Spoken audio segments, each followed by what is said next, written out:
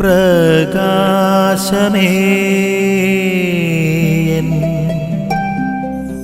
മിഴി തുറക്കുക വേഗം.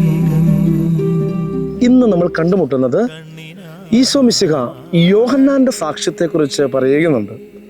അതിനുശേഷം പറയുന്നുണ്ട്, ഞാൻ തന്നെ എന്നെക്കുറിച്ച് സാക്ഷ്യപ്പെടുത്തിയാൽ എൻ്റെ സാക്ഷി സത്യമല്ല എന്ന് പറഞ്ഞുകൊണ്ട് ചില കാര്യങ്ങൾ ഈശോ, ചില ദൈവിക രഹസ്യങ്ങൾ ഈശോയോട് വെളിപ്പെടുത്തുകയാണ്.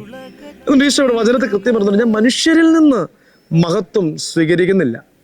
പ്രിയപ്പെട്ടവരെ, മനുഷ്യരിൽ നിന്ന് മഹത്വം സ്വീകരിക്കാത്ത ഒരു വ്യക്തിയാണ് ക്രിസ്തു. മറിച്ച് പിതാവിൻ്റെ ഹിതം നിറവേറ്റുകയും പിതാവിൻ്റെ മഹത്വം സ്വീകരിക്കുകയും ചെയ്ത വ്യക്തിയാണ് ഈശോ മിശിഹ.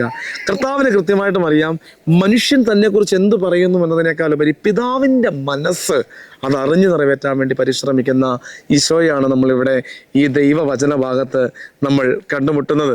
പ്രിയപ്പെട്ടവരെ, മറ്റൊരു സാക്ഷ്യങ്ങളെക്കാളും ഒക്കെ ഉപരി പിതാവിൻ്റെ സാക്ഷ്യം, ദൈവം എനിക്ക് നൽകുന്ന അംഗീകാരം, ദൈവം എനിക്ക് നൽകുന്ന അഡ്രസ്, അതാണ് എൻ്റെ മേൽവിലാസം എന്ന് തിരിച്ചറിയുന്ന ഈശോ.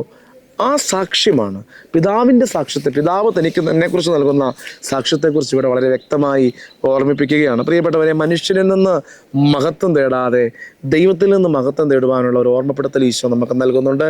അത്തരത്തിൽ മനുഷ്യ മഹത്വം തേടാതെ കർത്താവിൻ്റെ മഹത്വം അന്വേഷിക്കാനും കർത്താവിൽ നിന്നുള്ള മഹത്വം സ്വീകരിക്കുവാനുള്ള കൃപയ്ക്ക് വേണ്ടി നമുക്ക് ആത്മാർത്ഥമായി പ്രാർത്ഥിക്കാം. ആമേൻ.